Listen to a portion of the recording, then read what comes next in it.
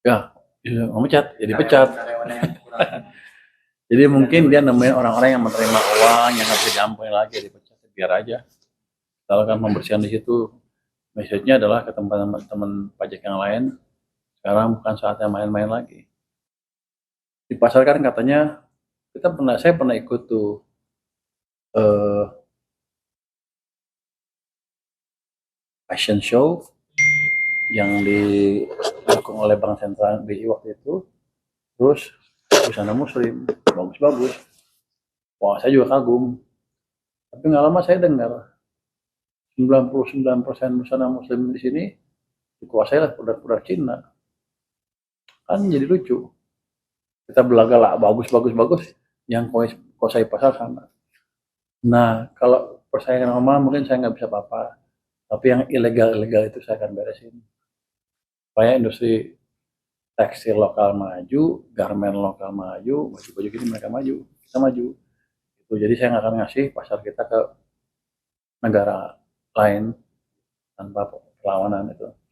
Nanti kita panggil liputan. Saya nggak harusnya ketemu pengusaha-pengusaha juga nanti nggak lama. Apindo juga. Tadi salah satu gubernur mengusulkan SN itu untuk ditanggung oleh pemerintah pusat. Aja Pak.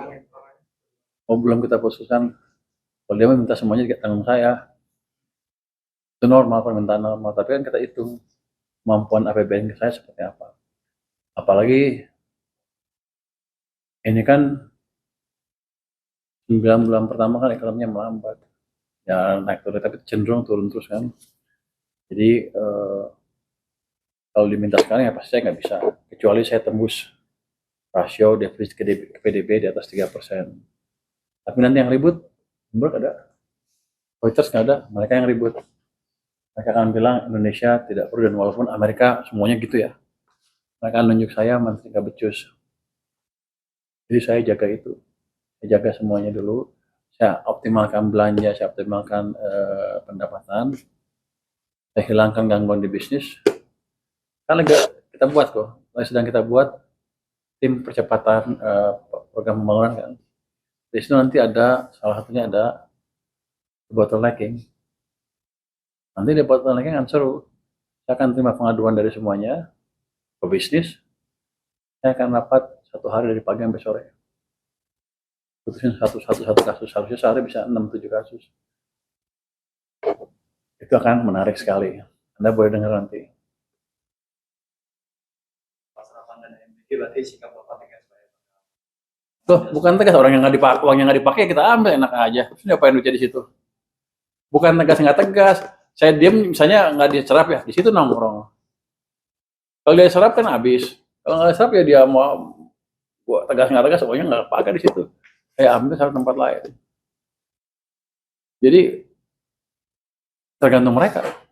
Semuanya juga begitu. Kalau nggak dipakai uangnya memang biar nongkrong di kementerian, tarik, taruh di program-program yang lebih siap dan lebih cepat jalankannya. Caranya program apa itu Pak? Kalian? Jangan lah, nanti adu sama yang lain. MBG jadi, wah Purbaya berani menegur MBG. Bukan negur, kita mau dukung lebih cepat. Nanti kalau nggak bisa uangnya nggak saya ambil, kan fair. Karena kan banyak di situ uang yang cukup. Daripada nganggur, saya bayar utang, bayar bunga, tapi nggak dipakai kan rugi.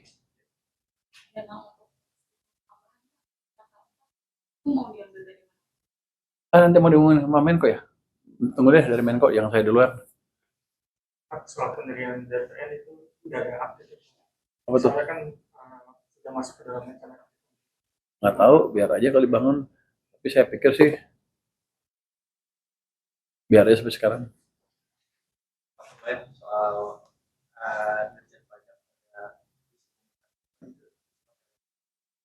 Ya, memecat, jadi pecat.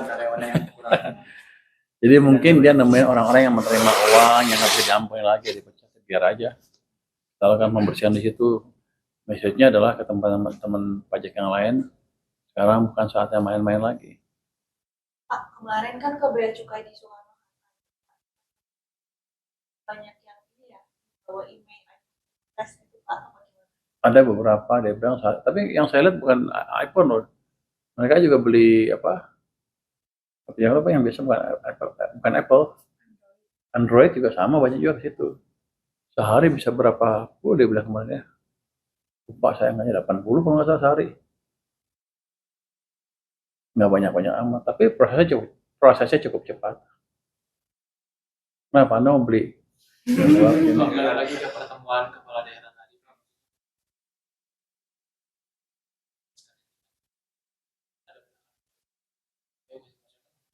Udah singgung.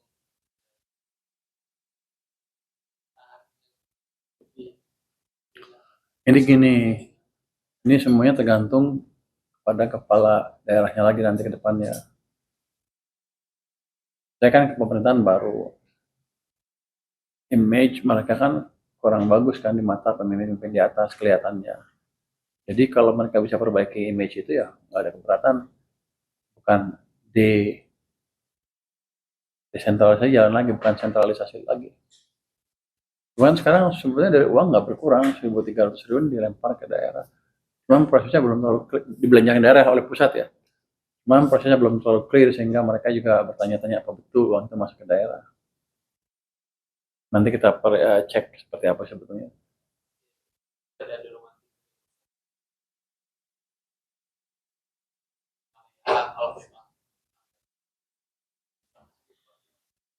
Terus saya nggak monitor akhir tahun seperti apa. Sampai akhir tahun seperti apa penyampaian anggarannya. Nanti kalau banyak sisa juga ya udah masih tambah. Tapi kalau emang bagus dan emang pembangunannya bagus tepat waktu dan nggak ada temuan-temuan ya patut dipertimbangkan harusnya sih. Karena kan mereka protes. Ini kan desentralisasi hasil dari reformasi. Kenapa hilang lagi? Kenapa mau jadi sentralisasi? Saya nggak tahu pandangan politik seperti apa. Saya kan cuma Menteri Keuangan juru bayar kata Rocky Gerung. Kalau gini saya berselindung, saya cuma juru bayar yang ngerti. Tapi pada dasarnya tergantung mereka sendiri mau seperti apa ke depan. Kalau mereka bagus, mereka bisa meyakinkan pimpinan kan. Saya juga punya senjata tambahan untuk menjelaskan bahwa harusnya seperti ini lagi. Artinya mungkin desentralisasi nggak jelek-jelek amat, tapi pelaksanaan selama kemana-kemana mungkin ada image, ada kesan kurang bagus. Ada kesan ya, saya nggak tahu. Siapa Pak yang Semuanya ngomong. Anda mau ngomong apa? Semuanya ngomong tuh nggak mau ketinggalan. Anda mau nanya apa? Ada beberapa yang bilang ini mengganggu stabilitas daerah dan mengganggu NKRI segala macam. Saya bilang sih ya, Anda beresin aja dulu belanjanya dan buat kesan yang baik. Dan saya kan bukan saya yang ambil keputusan di DPR di atas sana. Nanti baru bisa dibalik lagi arahnya ke arah desentralisasi.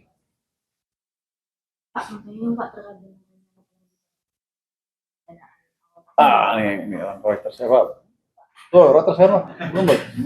Yang di mana-mana, orang mana loh? Reuters ya. Bloomberg, Reuters ya. Udah tadi telat. Udah nggak bisa nanya dia.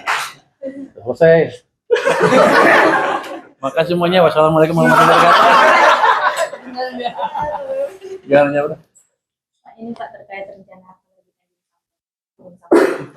di Sambon yang untuk pendanaan awal tahun belanja gimana Pak? Apa ada pendalaman market?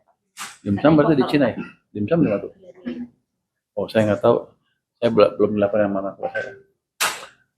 Kalau saya bilang sih di sini masih banyak cukup dana.